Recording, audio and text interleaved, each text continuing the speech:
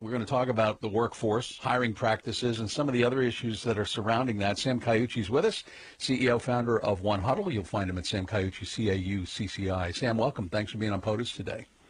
Thanks for having me. Good morning. Refresh our memories, what you do at One Huddle.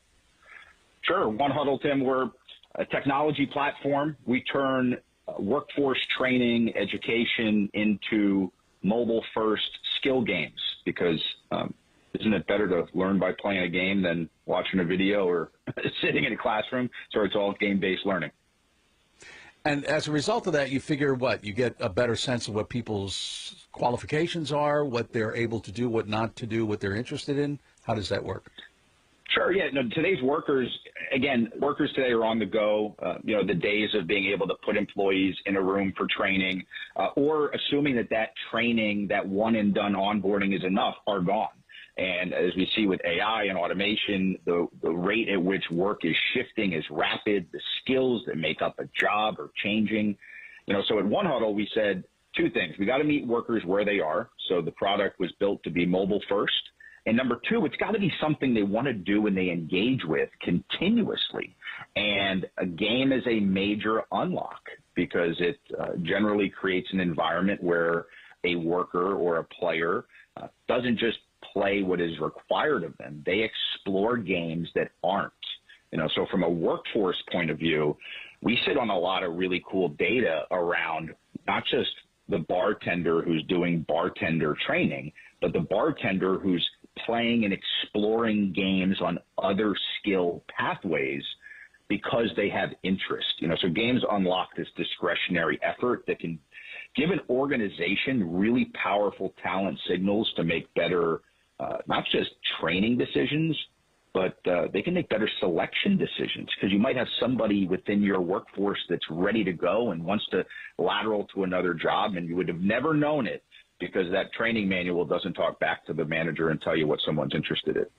Something struck me as a pretty powerful disconnect, if you will, is that financial literacy, which evidently is ranked as the most valued skill by 96% of hiring managers, which is according to one of your surveys, is still not really supported by employers. Explain that.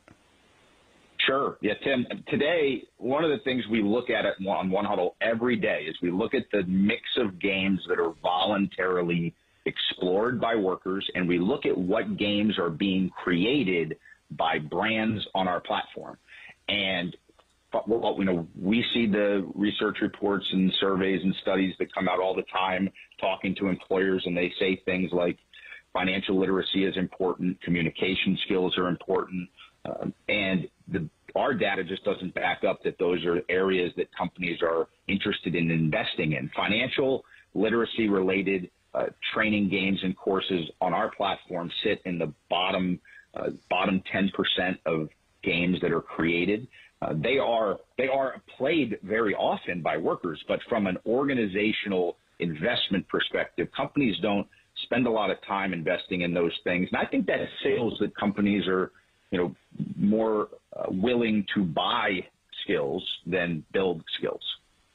Is what you do, again, Sam Caucci's with us, he's CEO and founder of One Huddle, is what you do something that is more targeted to younger demographics? And I ask that because I'm not somebody who's a gamer. I don't really play games. I used to, but, I go back to the days of Kong, for heaven's sake, and Pong.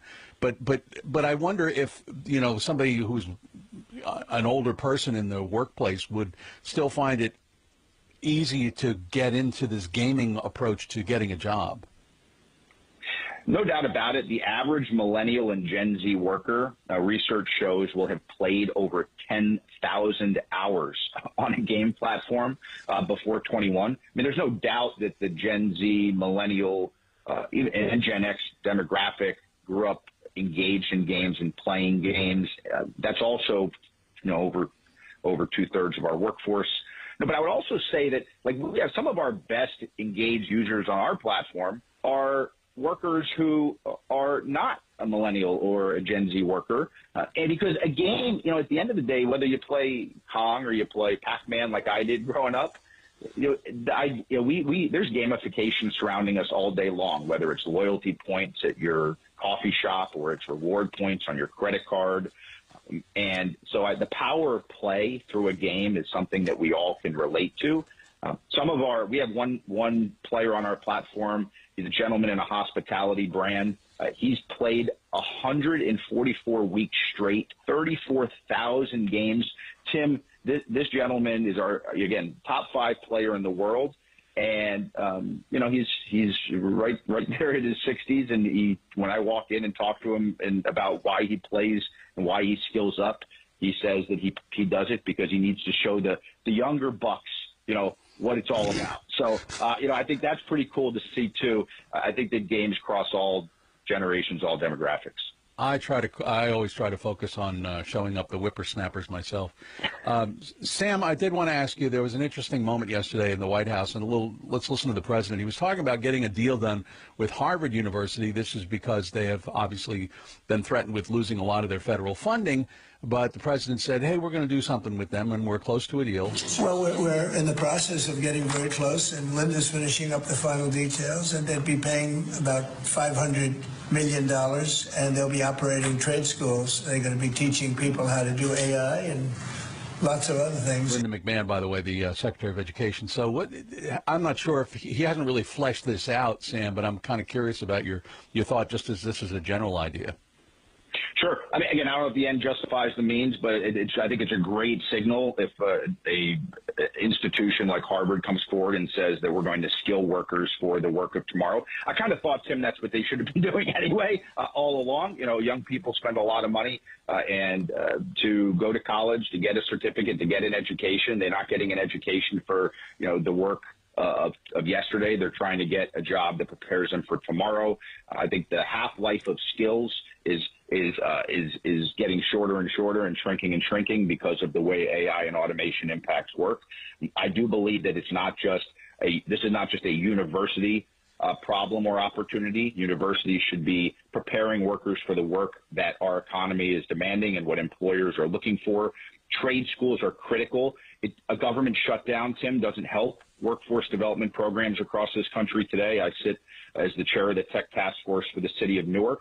And, today we're waking up to challenges related to federal funding with all of our community workforce programs that have technical training and AI training today already. So again, I think it is an important signal. We should be doing it. And we need a heck of a lot more universities than just Harvard doing it in all of our communities if we're going to adequately prepare people for the work of tomorrow. So are the days of the going to college to figure out how to think and to learn the skills that you need? I mean, critical thinking skills and problem-solving skills are high on the list, but is that something that colleges can still do? I think that when I talk to young people and people that are migrating through the workforce and lateraling into other pathways, the thing I talk a lot more about today is, yesterday was all about stacking credentials. Today it's all about stacking experiences because unfortunately, a lot of the institutions and organizations don't even have enough. The formalized credential, by the time it's formalized, the curriculum will have changed.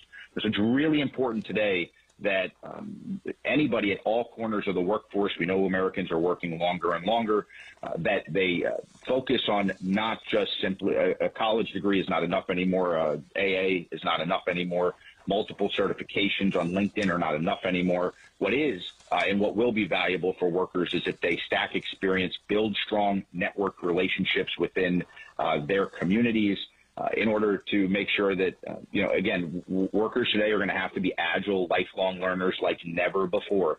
As a technology company, we have a pretty robust AI engine running through One Huddle. And when I tell you every 2 weeks this thing changes pretty tremendously, it is wild the speed at which the software game is moving. So I think workers need to be agile. They need to be stacking experiences, not just getting a credential and calling it a day. If they do that, they'll better prepare themselves to provide the right type of value to the market to get the right career, paying them the right wage so that they can do what they can pursue and make an impact the way that they want. Sam Caucci, thank you for joining us on POTUS. Thanks, Tim.